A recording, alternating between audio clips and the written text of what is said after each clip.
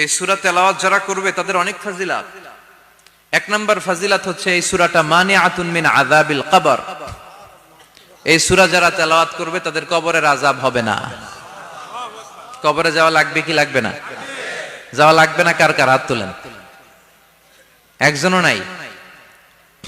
সবাই কবরে যাবেন। একদিন মাটির ভেতরে হবে ঘরে মন আমার, কেন বান্ধ দালান ঘর? প্রাণ পাখি উড়ে যাবে পিঞ্জর ছেড়ে, ধরা ধামে সবই রবে তুমি যাবে চলে। বন্ধু বান্ধব যত মাতা পিতা দ্বারা সুত সবই হবে তোমার পরে মন আমার, কেন বান্ধ দালান ঘর? একদিন মাটির ভেতরে হবে ঘরে মন আমার, কেন বান্ধ দালান ঘর? চিল্লায় বলেন ঠিক কিনা? যাওয়া লাগবে, কেউ বাঁচতে পারবে না। দাদা চলে গেল, বাবা চলে গেল, মামা চলে গেল, আমারও যাওয়া লাগবে। আরো সেলিব্রিটি চাই, আরো সম্পদের পাহাড় চাই। ব্যস্ত, আমরা মহা ব্যস্ত। এত ব্যস্ততা কিসের? স্টপ, থামেন, অনেক হয়েছে, আর না। বসেন, একটু ভাবেন। দাদা চলে গেল, বাবা চলে গেল, মামা চলে গেল, আমাকেও চলে যেতে হবে। মাঝে মাঝে কবরস্থানে যাবেন, যে একটু দেখবেন এই কবরস্থানে শিশুরা শুয়ে আছে, কিশোররা শুয়ে আছে, আপনার মতো তাগড়া যুবকরা শুয়ে আছে, ওদেরও রক্ত গরম ছিল আপনার মতো। আজ ওরা নাই, সব শেষ। আপনাকেও যেতে হবে। এই কবরে আমাদেরকে যেতে হবেই। কবরের প্রশ্নের উত্তর দিতে হবে। চিল্লায় বলেন ঠিক কিনা? কবরে প্রথম প্রশ্ন করা হবে, মার রব্বুক, তোমার রবের নাম কি? আমাদের রব কে? ওমা দীনুক, তোমার ধর্মের নাম কি? আমাদের ধর্মের নাম কি? বিশ্ব নবীর চেহারা দেখিয়ে বলা হবে, এই লোকটাকে তুমি চিনো কিনা? চিনি না আমরা? চাঁদের চেয়ে সুন্দর তুমি, নবী আমার কমলিহি ওয়ালা, দু জাহানের বাদশা তুমি, প্যারা নবী সাল্লাল্লাহু আলা, দু জাহানের বাদশা তুমি, প্যারা নবী সাল্লাল্লাহু আলা, চাঁদের চেয়ে সুন্দর তুমি, নবী আমার কমলিহি ওয়ালা। সুবহানাল্লাহ পড়ে। আমাদেরকে জিজ্ঞেস করা হবে, রব কে? বলবো আল্লাহ। ধর্ম কি? বলবো ইসলাম। এই লোকটারে চিনো নাকি? আমরা বলবো চিনি, আমাদের প্রাণের নবী মুহাম্মদ সাল্লাল্লাহু। তিনটা প্রশ্নের উত্তর করতে পারলে এডিশনাল আরেকটা প্রশ্ন, ওমা ইলমুক। এই তিনটা প্রশ্নের উত্তর জানলা কেমনে? নকল করছো নাকি? বাংলাদেশে নকল আছে না নাই? কোথায় নকল করে? হ্যাঁ, কিছু লিজেন্ড আছে দেখি, একেবারে জামার ভিতরে নকল, টুপির ভিতরে নকল, স্কেলের ভিতরে নকল, মৌজার ভিতরেও নকল। আছে না নাই? কথা বলেন। ফেরেশতারা বলবে, তুমি তিনটা প্রশ্নের উত্তর করলে কি করে? আপনাকে বলতে হবে, আমি কোরআন থেকে শিখেছি, আমি হাদিস থেকে জেনেছি। চিল্লায় বলেন ঠিক কিনা? তখন ফেরেশতারা বলবে, আহলান ওয়া সাহলান, মারহাবান, কংগ্রাচুলেশন, তুমি উত্তর করতে পেরেছো।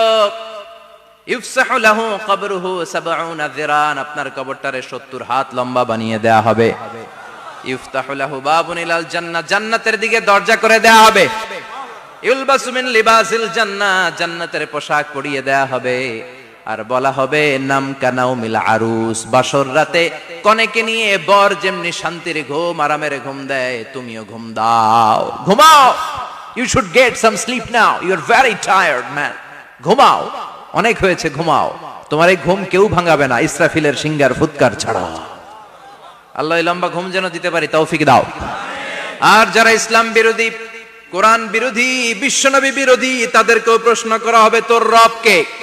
মার রব্বুক, সে বলবে, লা আদরি, আমি কিছু জানি না, আমি মাফ চাই, দোয়াও চাই। কথা কন, জানি না, আমি কিছুই মনে করতে পারছি না, আমি কিছু জানি না, আমার ধর্ম নাই, কর্ম নাই, আমার ধর্ম যার যার, উৎসব সবার, আমার কোনো ধর্ম টর্ম নাই, আমার কোনো নামাজ রোজা নাই, আমার কোনো রব নাই। দ্বিতীয় প্রশ্ন, ওমা দীনুক, তোর ধর্মের নাম কি? সে বলবে, ধর্ম কি? আমি জানি না, আমি ধর্মরে গালি দিতাম, আমি দুনিয়া ইসলাম রে বাস দিতাম, আমি আলেম ওলামাদের বিরোধিতা করতাম, আর শাহবাগের মঞ্চে উঠে ভাষণ দিতাম। আছে না নাই? সব গুমর ফাঁস হয়ে যাবে। ইয়াউমুত তাকাবুন। এরপর বিশ্বনবীর চেহারা দেখিয়ে বলা হবে এই লোকটারা চিনো নাকি? সে বলবে চিনি না, তবে আমার বন্ধুরা তার বিরুদ্ধে ব্লগে লিখতো, আমিও ব্যাড ব্যাড কমেন্টস করে দিতাম। এই লোকটার বিরুদ্ধে আমি কার্টুন বানাতাম, এই বিশ্বনবীর বিরুদ্ধে আমি কথা বলতাম। চিল্লায় বলেন ঠিক কিনা? ফেরেশতারা বলবে লা দারাইতা ওয়ালা তালাইতা, তুই তো কিছুই পারলি না, তুই তো কপাল পোড়া। ফায়ুত্রাকু বিমাতারিকা মিন হাদিদ, লোহার হাতুড়ি দিয়ে পিটিয়ে ওর মাসেলগুলো থেতলে ফেলা হবে। ওয়ায়ুকালু লিল আরদি ইলতাইমি, কবরের দুই পাশের মাটির বলা হবে চাপ দে, এমন চাপ দিবে ফাতাখতালিফা আদলাউহু, ডান পাশের পাজরের হাড্ডি বাম দিকে ঢুকে যাবে, বাম পাশের পাজরের হাড্ডি ডান পাশে ঢুকে যাবে। কিয়ামত পর্যন্ত এই মারামারি চলবে। আল্লাহ এরকম ভয়ঙ্কর পরিস্থিতি থেকে আমাদেরকে বাঁচাও। ওই কবরের আযাব থেকে বাঁচার দরকার আছে না নাই? বিশ্বনবী বললেন যে ব্যক্তি রাত্রিবেলায় সূরাতুল মুলক তেলাওয়াত করবে তার কবরের আযাব হবে না। ইন্না হাযিহি সূরাতুন আযীমা মানিআতুন মিন আযাবিল কবর। এই সূরাটা এমন সূরা, সাধারণ কোন সূরা না। এই সূরাতুল মুলক যে রাত্রিবেলায় তেলাওয়াত করবে তার কবরের আযাব থেকে তারে বাঁচিয়ে দিবে কে? নাম্বার 1 ফজিলাত, স্ট্যাটাস মনে থাকবে তো। 2 নাম্বার স্ট্যাটাস শাফাআত লি সাহিবিহা। এই সূরাটা, এই সূরার তেলাওয়াতকারীর জন্য কিয়ামতের দিন সুপারিশ করবে। কোরআন সুপারিশ করবে, চারটেখানি কথা না। কোরআন যদি আপনার বিরুদ্ধে দাঁড়ায় আপনার জান্নাত ক্যান্সেল, আর কোরআন যদি আপনার ব্যাপারে আল্লাহর কাছে রেকমেন্ডেশন করে জান্নাত আপনার জন্য ওয়াজিব করে দিবে কে? এজন্য বিশ্বনবী বললেন শাফাআত লি সাহিবিহা, কিয়ামতের দিন তেলাওয়াতকারীর জন্য আল্লাহর কাছে সুপারিশ করবে।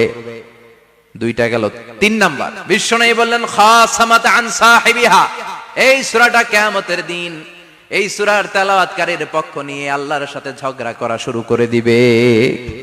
আল্লাহর সাথে ডিবেট করবে, ঝগড়া করবে, যতক্ষণ না হাত্তা আদখালাহুল্লাহুল জান্নাহ। হাদিসের টেক্সট হচ্ছে যে যতক্ষণ না আল্লাহ তাআলা তাকে জান্নাতে না ঢুকায় ততক্ষণ ওই সূরার তেলাওয়াতকারীর পক্ষ নিয়ে আল্লাহর সাথে বিতর্ক, ঝগড়া, তর্ক চলতেই থাকবে।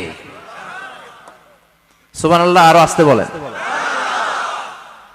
আবার বিশ্বনবী বললেন মান ক্বারা বিহা ফি লাইলাতিন ফাকাদ আকসারা ওয়া আতওয়াবা। রাত্রিবেলা এই সূরাটা যে তেলাওয়াত করবে পুরো রাত্রিটারে বরকতময় করে দিবে কে? এজন্য বিশ্বনবী আবদার করে, আবেদন করে আমাদের কাছে বলে গিয়েছেন, আমি চাই আমার প্রতিটা উম্মতের হৃদয়ে এই সূরাটা গাঁথা থাক। আমি চাই আমার প্রতিটা উম্মতের সিনার ভিতরে এই সূরার 30টা আয়াত গ্রথিত করা থাক। সুবহানাল্লাহ পড়েন। মাত্র 30টা আয়াত মুখস্থ করতে রাজি আছেন? 1 মাসে কয় দিন? প্রতিদিন একটা করে আয়াত মুখস্থ করলে এই সূরা মুখস্থ করতে লাগবে কয় দিন? হ্যাঁ, হোমওয়ার্ক। এটা আপনাদের বাড়ির কাজ, যেহেতু ক্লাসে হোমওয়ার্ক দেওয়া যায় না। আরবিতে বলে আল ওয়াজিব আল মানজিলি। আমি গতানুগতিক তাফসীর করি না, আমি সমাজের খুঁতগুলো ধরে ধরে ডিসকাশনের মতো আমি করি। বিভিন্ন জেলায় যে ওখানকার ইয়াংদের সাথেও বসি, কথা বলি। এটাই আমার তাফসীর, এটাই কোরআনের এক্সপ্লেনেশন এন্ড ইন্টারপ্রিটেশন। এতেই মানুষ উপকৃত হয় বেশি। চিল্লা এখন ঠিক কিনা? তো এটা আপনাদের বাড়ির কাজ, মাইথার দিয়া বাসীদের বাড়ির কাজ। হায়াতে আল্লাহ বাঁচায় রাখলে আবার কখনো দেখা হলে জিজ্ঞেস করবো যে মুলক মুখস্থ হয়েছে কিনা। কে কে মুখস্থ করবেন না হাত তোলেন। সবাই করবেন। এবার কে কে মুখস্থ করবেন হাত তুলে আমার না আল্লাহর দেখান। আল্লাহ তুমি কবুল করো। আরো জোরে পড়েন আমিন। হাত নামান। এই সূরাটা it's an eye opener for you. এটা আপনার চোখ খুলে দিবে। এই সূরাটা আপনার চোখকে খুলে দিবে, আপনার ঘুমন্ত বিবেককে জাগিয়ে তুলবে। স্রষ্টার ব্যাপারে আপনার যদি কোনো সাসপিশন থাকে, সন্দেহ থাকে, এই সন্দেহের পাহাড়কে ভেঙে এই সূরা চুরমার করে দিবে। চিল্লায় বলেন সুবহানাল্লাহ। আল্লাহ ডেকে বলে গোলাম, কিছু কিছু নাস্তিক আছে আমারে খুঁজে পায় না। এরকম কপাল পোড়া নাদান নাস্তিক বাংলার জমিনেও আছে না নেই? এরা বলে আনসিন ইজ নাথিং, যেটা দেখা যায় না ওইটা মানি না। বলে না, do you see the air in the atmosphere? বাতাসে, বায়ুমণ্ডলে যে বাতাস ঘুরে বেড়ায় এটা কি তুমি দেখো? তো মানো কেন? Why do you believe on that? Why do you believe on air? বাতাস বিশ্বাস করস কেন? কপাল পোড়া নাস্তিকরা বাতাস মানে না। কথা কোন? Do you see the bad headache someone feel in his head and he is shouting? মাথার ব্যথায়, মাইগ্রেনের পেইনে যখন কেউ চিৎকার করে তার মাথার ব্যথা দেখা যায়? আমার এখন প্রচন্ড মাথা ব্যথা যদি হয়, আপনারা দেখতে পাচ্ছেন তো, নাস্তিকরা কি মাইগ্রেনের পেইন বিশ্বাস করে না? মাথা ব্যথা বিশ্বাস করে কি করে না? বাতাস বিশ্বাস করে কি করে না? কয় আনসিন ইজ নাথিং, যেটা দেখি না ওটা বিশ্বাস করি না, কপাল পোড়া। আল্লাহ ডেকে বলে, গোলাম আমার সৃষ্টির দিকে তাকা, আকাশের দিকে তাকা, বাতাসের দিকে তাকা, সাগরের দিকে তাকা। সাগরের মধ্যে আমি আল্লাহ আছি না নাই? বিশাল বড় বড় পাহাড়ের দিকে তাকা, ঝর্ণার দিকে তাকা, ঝর্ণার মধ্যে আমি আছি না নাই? ঝর্ণা ঝর্ণা ঝর্ণা রে, বলনা বলনা বলনা রে, কার বিরহে পাগল পাড়া তুই, কার মিলনে ফুল ফসলে ভরা রে তোর দুকুল ভুই, কার মিলনে, কার মিলনে ফুল ফসলে ভরা রে তোর দুকুল ভুই। ঝর্ণা ঝর্ণা ঝর্ণা রে, বলনা বলনা বলনা রে, কার বিরহে পাগল পাড়া তুই। সুবহানাল্লাহ পড়েন। ঝর্ণার দিকে তাকাও, সাগরের দিকে নজর করে দেখো, বিশাল পাহাড়ের দিকে নজর করে তাকাও, ওই পাহাড়ের মধ্যে আল্লাহরে খোঁজে বাবা, চিল্লায় বলেন ঠিক কিনা? আল্লাহর আদেশে দেহে ঢুকে, আল্লাহর আদেশে বের হয়ে যায়, ঠিক কিনা? এই যে ছোট্ট বাচ্চাটার দেহের ভিতরে যে রুহু ঢুকলো, কে দিল? 120 দিনের আগে মানব শিশুর দেহের ভিতরে কিন্তু রুহের ফুৎকার হয় না। সহিহ বুখারীর বর্ণনা 40 40 40, 340 কত কথা বলেন? প্রথম 40 থাকে নুতফা, তারপরের 40 হয় আলাকা, তারপরের 40 হয় মুদগা, sperm drop, blood clot and then the little flesh. ছোট্ট নাপাক পানি ছিলাম, শুক্রাণু ছিলাম আমরা। কি ছিলাম? শুক্রও ছিলাম না, শুক্রাণু, শুক্রের অণু। এক ফোঁটা শুক্রের মধ্যে 20 কোটি অণু থাকে, ওই 20 কোটির একটা ছিলাম আমি আর আপনি। সুবহানাল্লাহ বাড়িতে গিয়ে বললেন। ডিম্ব আমরা ছিলাম না, আমরা ছিলাম ডিম্বাণু। ডিম্বের এই ডিম্বাণু আর শুক্রাণু দুইটা মিলে আল্লাহ আমাদেরকে বানায় ফেললেন জাইগট, সেখান থেকে এমব্রয়ো, তারপরে আস্তে আস্তে ইনিশিয়াল স্টেজগুলো শেষে একটার পর একটা স্টেজ পার করে তিনি আমাদেরকে বানালেন আলাকা, সেখান থেকে মুদগা, আমাদের দেহের ভেতরে তিনি স্কেলিটন ভরে দিলেন, কঙ্কাল, মাথার স্কাল দিলেন, খুলি দিলেন, নাক কান গলা দিলেন, আমার রেসপিরেটরি সিস্টেম চালু করে দিলেন। কত ছোট ছিলাম আমি, ক্ষুদ্র ছিলাম আমি। ফালয়ানজুরিল ইনসানু মিম্মা খুলিকা, খুলিকা মিম্মা ইন দাফিক। মানুষের উচিত তার সৃষ্টি প্রক্রিয়ার দিকে নজর করে তাকানো। বাবার পিঠ থেকে সবেগে নির্গত হওয়া পানি দিয়ে মায়ের পেটে তোমারে ঢুকায় দিল কে? নাপাক পানি থেকে ছোট্ট ব্যাঙ্গাচির মতো ছিলাম, জোকের মতো মায়ের জরায়ুর দেয়ালে লেগেছিলাম। সেখান থেকে বড় করতে করতে আমার রেসপিরেটরি সিস্টেম, আমার হেয়ারিং সিস্টেম, আমার সব সিস্টেমগুলো তিনি আমার দেহের ভিতরে সেট করে দিল। চিল্লায় কোন সুবহানাল্লাহ। 120 দিনের সার্টেন পিরিয়ড শেষে তিনি দেহের ভিতরে রুহের ফুৎকার দিলেন। দেয়া মাত্রই আমার রুহুতে ধপ ধপ ধপ শুরু হয়ে গেছে। ওই যে ধপ ধপ শুরু হয়েছে, আজও থামে নাই। এই ধপ ধপ থামলে বাঁচবেন, দম ফুরাইলে আমরা ঠুস হয়ে যাবো, ঠিক কিনা? হায় রে মানুষ রঙিন ফানুষ, দম ফুরাইলে তবু তো ভাই কারোরই নাই একটুখানি। হায় রে মানুষ রঙিন ফানুষ, রঙিন ফানুষ, হায় রে মানুষ। সুবহানাল্লাহ বলেন। সে আল্লাহ বললেন, গোলাম জীবন আর মরণের মাঝখানে আমি তৈরি করেছি রুহু। পৃথিবীর বিজ্ঞানীরা সব বানাতে পারে, কম্পিউটার বানাতে পারে, প্লেন বানাতে পারে, হেলিকপ্টার বানাতে পারে, রকেট বানাতে পারে, কিন্তু গোটা বিশ্বের সব বিজ্ঞানীরা মিলে কি রুহু বানাতে পারে নাকি? কথা বলেন। গত বছর সোফিয়া নামে একটা রোবট আসছিল না? কথা কন। ওটা মাথা উঁচু করে নিচু করে কথা বলতে চায়, মানুষের মতো হতে চায়। আসলে কি মানুষ? ওটার মধ্যে কি রুহু আছে? রুহু বানাইতে পারবে কেউ? এই রুহু নিয়ে যে কত গবেষণা, মুমূর্ষ রোগীদের উপর গবেষণা চালিয়েছে অনেক। বুলেট প্রুফ গ্লাসের ভিতরে মুমূর্ষ রোগীকে রেখে রেখে তারা চেক করতে চেয়েছে আমেরিকান বিজ্ঞানীরা যে রুহু কোন দিক দিয়ে বের হয়। তারা ওজন করে দেখে, মানুষ মরে গেলে কোন লাশের ওজন বেড়ে যায়, কোন লাশের ওজন কমে যায়। যেটাতে কমে গেছে 2-1 কেজি কমে যায়, তার অবাক। কিরা আগে ছিল 80 কেজি, এখন হইছে 78 কেজি, তার মানে 2 কেজি না, এটাই রুহু। এটাই কি? এটা হচ্ছে গবেষণার ধাপ। অনেকগুলো মডিউল তারা আনে, অনেক মুমূর্ষ রোগীকে গ্লাস ফিটিং করা, ইন্টেনসিভ কেয়ারে রেখে তারা অবজার্ভ করে, আর অক্সিজেন মাস্ক খুলে দিয়ে তারা দেখে যে লোকটা ছটফট করে কিভাবে মরে। মরার আগে ওজন মাপ ছিল 80 কেজি, মরে গেছে পরে আবার ওজন দিয়ে দেখে 78 কেজি। কমছে কয় কেজি? বিজ্ঞানে কয় পাইছি। সবাই কয় কি পাইছো? কয় রুহু। কই পাইলেন? কয় আগে 80 এখন 78, 2 কেজি। রুহুর ওজন কয় কেজি? তো বিজ্ঞানীদের সিস্টেম হচ্ছে যে কোনো একটা বিষয়ের উপর গবেষণা চালালে তারা পূর্ণাঙ্গ ডিসিশনে পৌঁছতে পারে না। They couldn't jump to the final conclusion just on one module, based on one module they can't do it. তাদের অনেকগুলো মডিউল আনতে হয়। তারা আবার নমুনা আনলো আরেকটা মুমূর্ষ রোগী, অক্সিজেন চেম্বার লাগানো, মাস্ক লাগানো, এটা খুলে ফেললে মরে যাবে। বুলেট প্রুফ করা গ্লাসের ভিতরে ঢুকিয়ে এটার ওজন মাপ, এটার ওজন 60 কেজি। এবার মাস্ক খোল, মাস্ক খুলছে ছটফট ছটফট করে, এটা শেষ। এবার মাপ দেখ, এবার মাইপা দেখা গেছে 63 কেজি। কয় কেজি বাড়ছে? এক একটার এক এক সিস্টেম হইতেছে, কোনোটা কমে, কোনোটা বাড়ে, কোনোটা কিচ্ছু হয় না। সবাই কয় তাইলে আপনি রুহু পাইলেন কই? আগেরটা কম ছিল, মনে করছিলেন 2 কেজি কমছে, ওইটাই রুহু, এখন 3 কেজি বাইরে গেছে, মিলাইবেন কি দিয়া? কথা কন। আল্লাহ ডেকে বলে, গোলাম কিয়ামত পর্যন্ত একটার পর একটা মুমূর্ষু রোগীকে বুলেট প্রুফ গ্লাসের ভেতরে ঢুকাতে পারবি, গবেষণা করতে পারবি, মাগার রুহু খুঁজে পাবি না। চিল্লায় বলেন ঠিক কিনা? কারণ এই রুহুর মালিক কে? সে আল্লাহ বললেন, আল্লাযী খালাকাল মাউতা ওয়াল হায়াতা লিয়াবলুয়াকুম আইয়ুকুম আহসানু আমালা।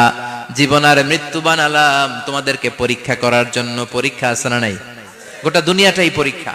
আল্লাহ যারে পছন্দ করে বেশি তার পরীক্ষাও। আসাদুন নাসি বালাআন আল আম্বিয়া। এই পৃথিবীতে আল্লাহ সবচেয়ে বেশি বালা মুসিবত দিয়ে পরীক্ষা করেছেন নবীদের। কারণ নবীরা আল্লাহর কাছে কম প্রিয় না বেশি প্রিয়? যেহেতু প্রিয় বেশি, পরীক্ষাও।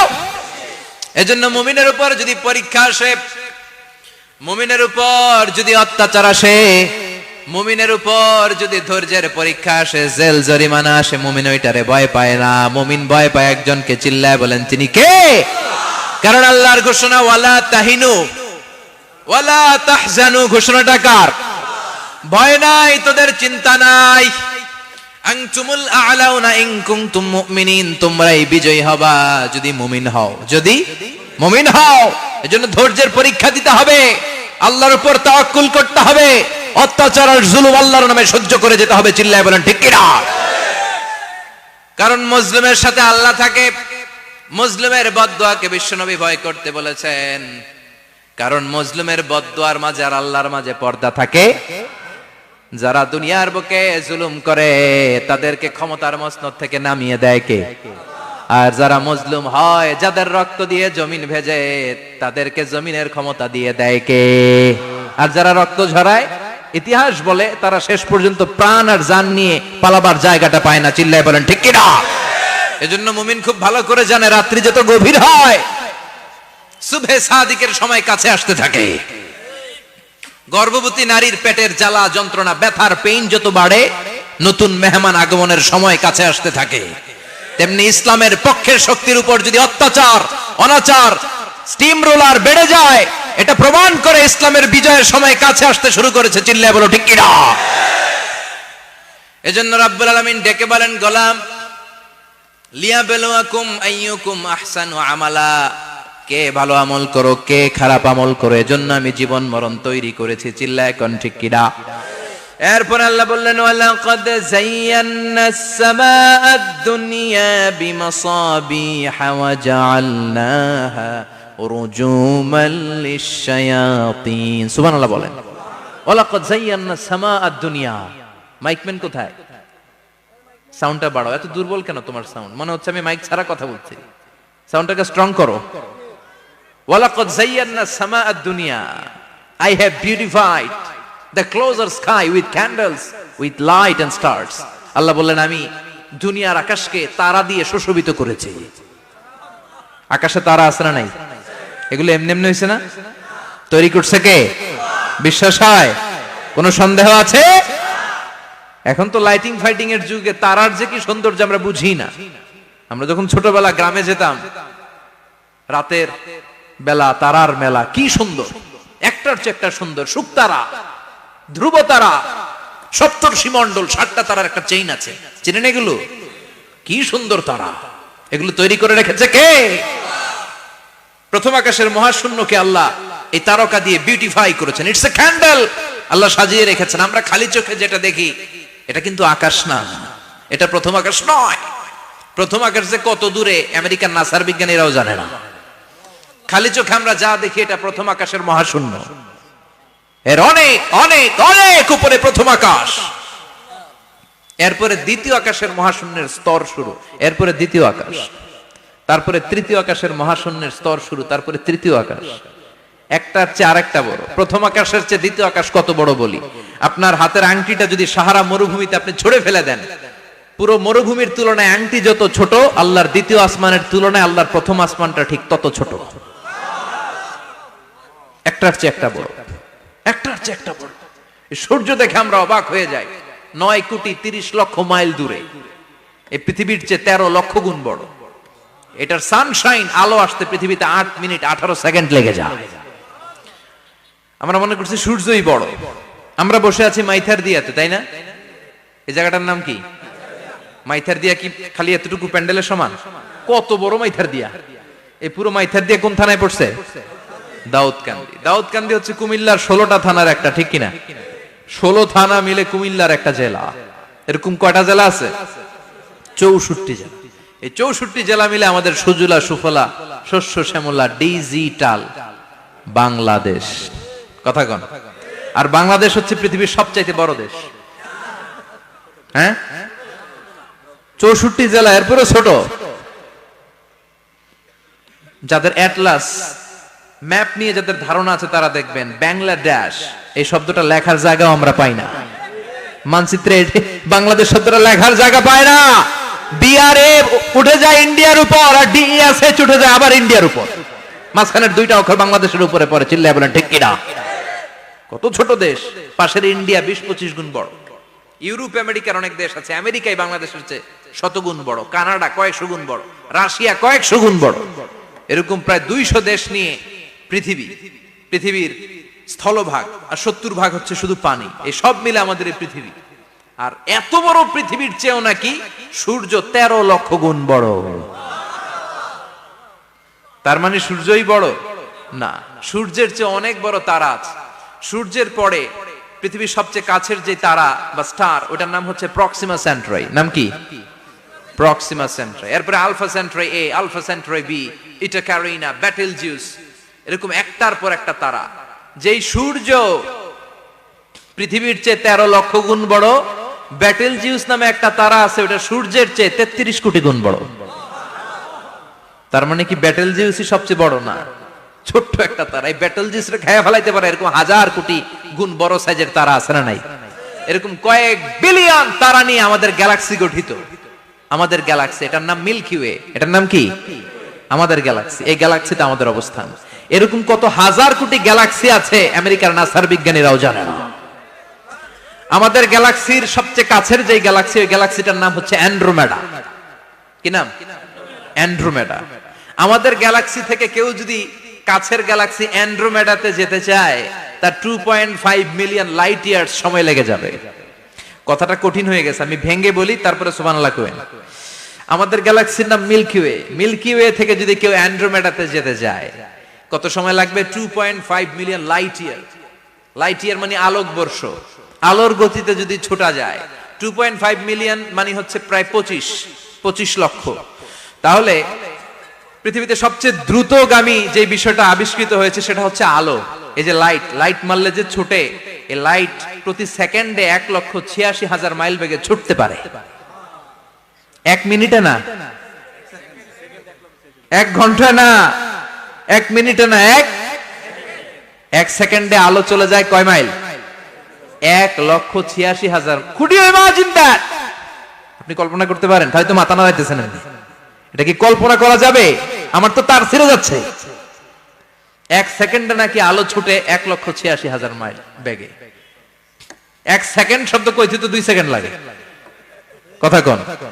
এর মধ্যে আলো চলে গেছে 1,86,000 মাইল। তো কোন রকেট যদি আপনি পান, যে রকেট দিয়ে সেকেন্ডে 1,86,000 মাইল বেগে রকেটটা ছুটবে প্রতি সেকেন্ডে, খেয়াল করেন, ঘন্টায় না, মিনিটে না, কিসে? সেকেন্ডে। যে রকেটটা সেকেন্ডে 1,86,000 মাইল বেগে ছুটবে, ওই রকেটটা দিয়ে আমাদের গ্যালাক্সি থেকে আমাদের পাশের গ্যালাক্সি অ্যান্ড্রোমেডাতে পৌঁছতে আপনার 25 লক্ষ বছর লেগে যাবে। সুবহানাল্লাহ বাড়িতে গিয়ে বললেন। এরকম বিশাল বিশাল তারা দিয়ে আমাদের আকাশটারে বিউটিফাই করেছে কে?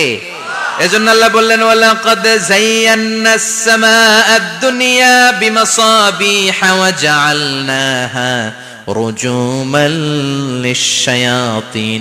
আমি এই দুনিয়ার আকাশটারে সুন্দর সুন্দর তারকারাজি লাইটের মতো সেটিং করে সুশোভিত করেছি, আবার এই তারকা দিয়ে আমি শয়তানদেরকে প্রহারও করেছি। সুবহানাল্লাহ। শয়তানদেরকে আল্লাহ তারা মেরে আঘাত করে। সুবহানাল্লাহ বলেন। এরপরে এই সূরার প্রথম রুকুর শেষে আল্লাহ বললেন, ওয়া আসিররু কাওলাকুম আও ইজহারু বিহি